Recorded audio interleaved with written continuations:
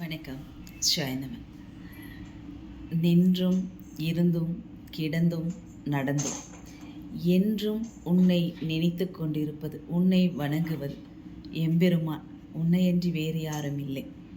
முருகப்பெருமானை அனுக்ஷணமும் யார் ஒருவர் எந்த நேரத்திலையும் எம்பெருமானை நினைத்து வழிபட்டு கொண்டிருக்கின்றார்களோ, அவருடைய மந்திரத்தை சரணமாக சொல்லிக் கொண்டிருக்கின்றார்களோ, அப்படி ஒரு சரணாகதி அடைந்து விட்டால் அதைவிட வேறு தர்மம் எதுவும் இல்லை, வேறு எதுவும் புண்ணியம் இல்லை என்று சொல்லலாம்.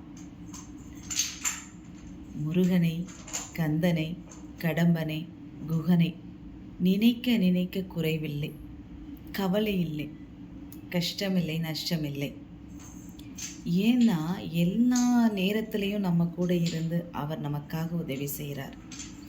ஏதாவது ஒரு தடங்கள், தடை, தாமதம் எதுவாயினும் முருகர்கிட்ட நீங்கள் எப்பா எனக்கு இந்த பிரச்சனை இருக்குது, சரி பண்ணி கொடு அப்படின்னு உரிமையோட, முழு உரிமையோடு நீங்கள் அவர்கிட்ட கேட்கலாம்.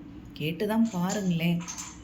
உடனே நடத்தி வைக்கக்கூடிய தெய்வம் எதுவென்று சொன்னால் அது எம்பெருமான் கந்தன், குகன், முருகப்பெருமான். அழகன் என்ற சொல்லுக்கு நம்முடைய தமிழ் கடவுள் முருகன்.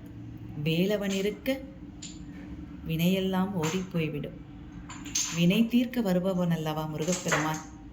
முருகனை நினைக்க நினைக்க நெஞ்சிலே அன்பு பெருகும். அவரை நினைக்க நினைக்க அவ்வளவு அற்புதங்கள் நடக்கும். சொல்லி புரியாது. உணர்ந்தவர்களுக்கு அது தெரியும். நான் கண்ட தெய்வமாக நினச்சிட்ருக்கேன், நான் கண்ணை மூடி நான் நம்பிகிட்ருக்கேன்.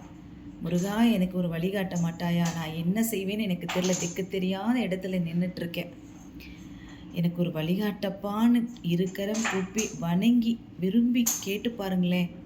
ஏதோ ஒரு வழி கண்டிப்பாக காட்டுவார். முருகன் இல்லையா?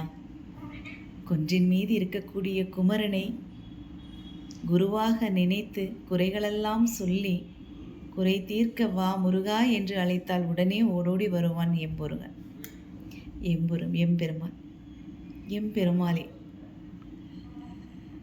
சொல்ல சொல்ல வாயினிக்கும் முருகப்பெருமானை.